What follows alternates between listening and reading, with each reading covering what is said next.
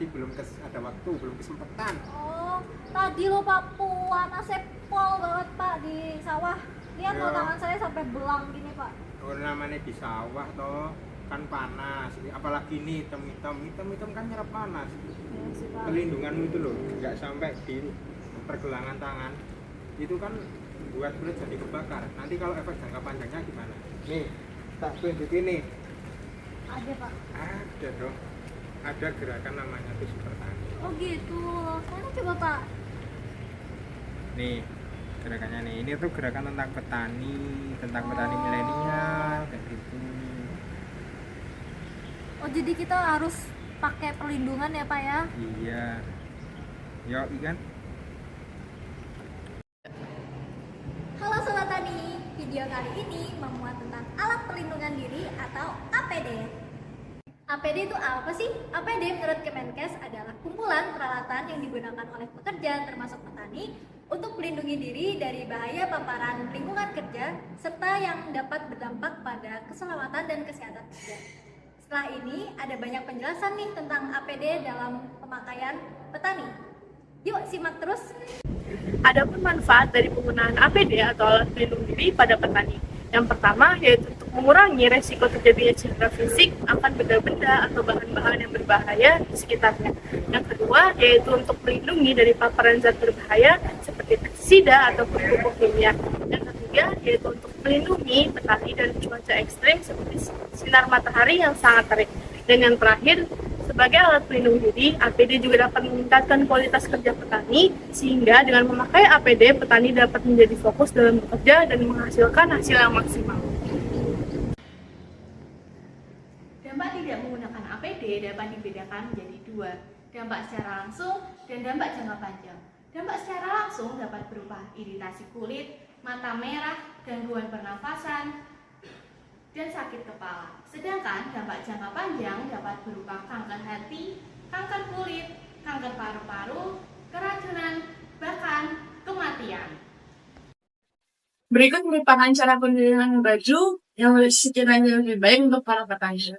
Yang pertama, bisa dilihat petani dapat menggunakan baju-baju dengan warna yang lebih cerah, contohnya seperti warna putih, kuning, ataupun oranye, supaya tidak terasa panas. Yang kedua, petani dapat menggunakan baju lengan panjang, kalau bisa sampai ke pergelangan tangan, sehingga tidak lebih mudah untuk terkena bahan-bahan seperti pestisida. Kemudian, yang terakhir, petani dapat memilih baju yang sekiranya agak lebih tebal dan bahan-bahan yang anti air, yang dapat melindungi petani dari paparan sinar matahari ataupun benda-benda dan bahan-bahan berbahaya lainnya. Berikut merupakan penjelasan lebih lanjut terkait bagaimana menggunakan baju pada APD untuk para petani. Dapat dilihat penggunaan baju lengan panjang yang digunakan yaitu sampai menutupi pergelangan tangan yang nantinya akan ditutupi dengan sarung tangan. Selanjutnya, adapun pemilihan celana pada para petani bisa dilihat. Yang pertama, petani dapat memilih celana panjang yang dapat menutupi hingga bawah mata kaki. Yang kedua, petani dapat memilih bahan-bahan celana yang sekiranya tahan air atau anti air dan juga dapat mengurangi risiko terkena pestisida dan juga yang berbahaya di sekitarnya. Kemudian yang ketiga, petani dapat memilih bahan-bahan celana dengan berwarna terang, contohnya seperti warna putih.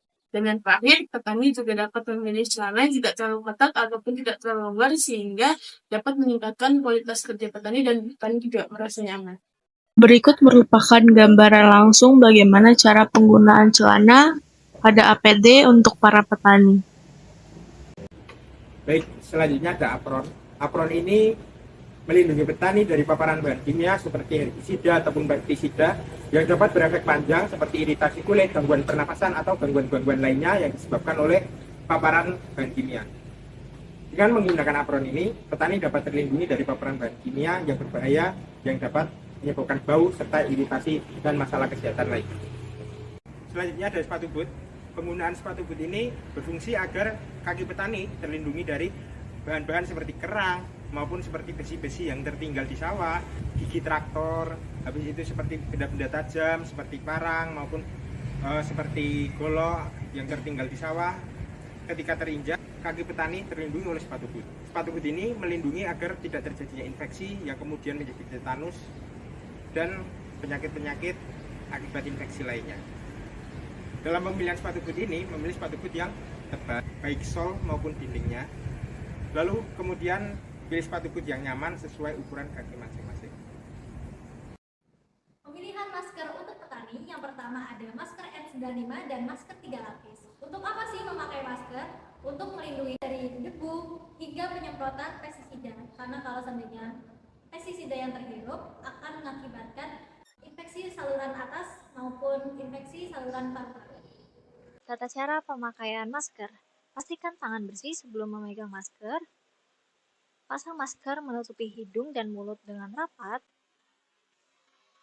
Tekan bagian hidung agar lebih pas di wajah sehingga tidak ada celah masuk debu dan percikan pestisida.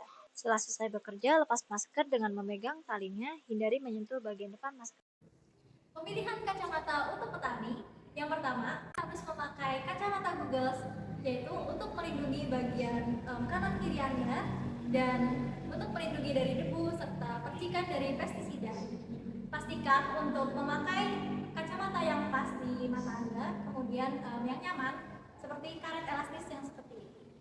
Karena kalau seandainya kita terkena percikan dari pestisida itu bisa merah sampai iritasi hingga mengalami kebutaan. Tata cara pemakaian kacamata.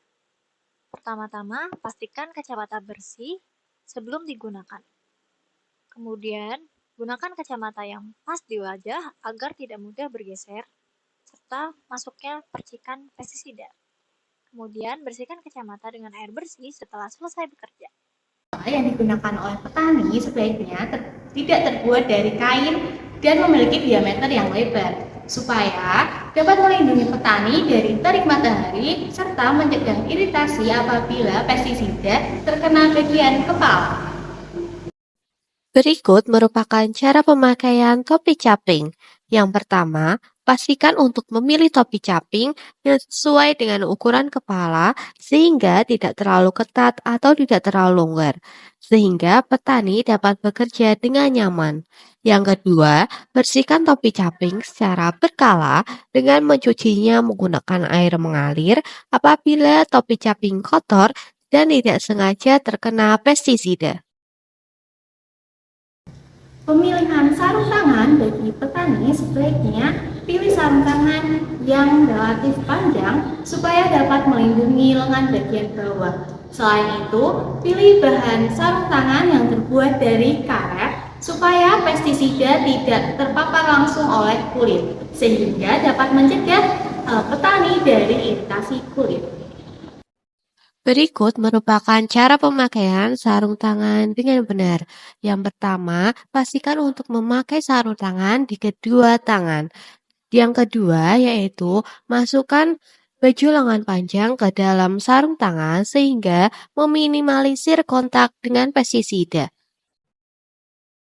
Oh alah, gitu ya Pak. Iya, jadi kan kita harus care dengan diri sendiri gitu loh. Bagaimana cara kita melindungi diri sendiri dari apa bahayanya kita di tani kayak gitu. Iya deh Pak, besok saya pakai juga deh Pak. Yaudah Pak, saya izin pulang ya Pak. Ya. Terima kasih banyak Pak. Ya mari silakan.